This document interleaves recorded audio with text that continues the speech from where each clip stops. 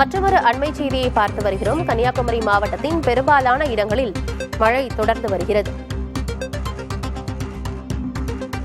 இதனால் ரப்பர் பால் வடிக்கும் தொழில் முடங்கியிருக்கிறது. விவரங்களோடு செய்தியாளர் மனு இணைந்திருக்கிறார். மனு, தொடர்ந்து கன்னியாகுமரி மாவட்டத்தில் மழை பெய்து வருகிறது. இதனால என்ன பாதிப்புகள் ஏற்பட்டிருக்காங்க? ஆனந்தி, அதாவது குமரி மாவட்டத்தில் சில நாட்களாக தொடர்ந்து இந்த மழை என்பது பெய்து வருகிறது. அதாவது மாவட்டத்தில் இருக்கக்கூடிய பெரும்பாலான பகுதிகளில் விட்டு விட்டு சாரல் மழை மற்றும் மிதமான மழை என்பது மாவட்டத்தில் தொடர்ந்து பெய்து வருகிறது. இந்த மழை காரணமாக மாவட்டத்தில் குறிப்பாக முக்கிய விவசாயமான ரப்பர் விவசாயம் தொடர்ந்து இந்த மழை காரணமாக பாதிக்கக்கூடியது வழக்கமாக இருந்து வருகிறது.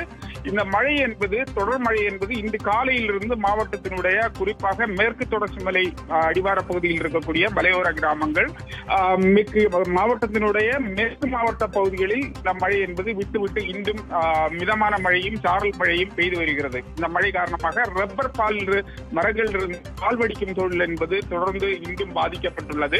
பெரும்பாலான அதில் சிறு குறு விவசாயிகள் இதில் அதிகமாக பாதிக்கப்பட்டு வருகிறது. அதுபோல் மாவட்டத்தில் இருக்கக்கூடிய மலையோர பகுதிகளில் பெய்து வரும் மழை காரணமாக பேச்சிப்பாறை, சிற்றாறு, பெருஞ்சாணி ஆகிய அணைகளுக்கு நீர்வரத்து இன்று அதிகரித்துள்ளது. குறிப்பாக பேச்சிப்பாறை 48 அடி கொள்ளளவு கொண்ட பேச்சிப்பாறை அணைக்கு இன்று வினாடிக்கு 1097 கன அடி நீர்வரத்து இருந்து வரும் நிலையில் பெருஞ்சாணி அணைக்கு, அதாவது 77 அடி கொள்ளளவு கொண்ட பெருஞ்சாணி அணைக்கு 427 கன அடி நீர்வரத்து இருந்து வருகிறது. பேச்சிப்பாறை அணையினுடைய நீர்மட்டம் என்பது 41.34 அடியாக உயர்ந்த நிலையில் பெருஞ்சாணி, அதாவது 77 அடி கொள்ளளவு கொண்ட பெருஞ்சாணி அணையினுடைய நீர்மட்டம் என்பது 65.51 அடியாக உயர்ந்துள்ளது. இந்த மழை விட்டு விட்டு இன்றும் பெய்துதான் வருகிறது மாவட்டத்தினுடைய குறிப்பாக மேற்கு மாவட்ட பகுதிகளில். தகவல்களுக்கு நன்றி மனு.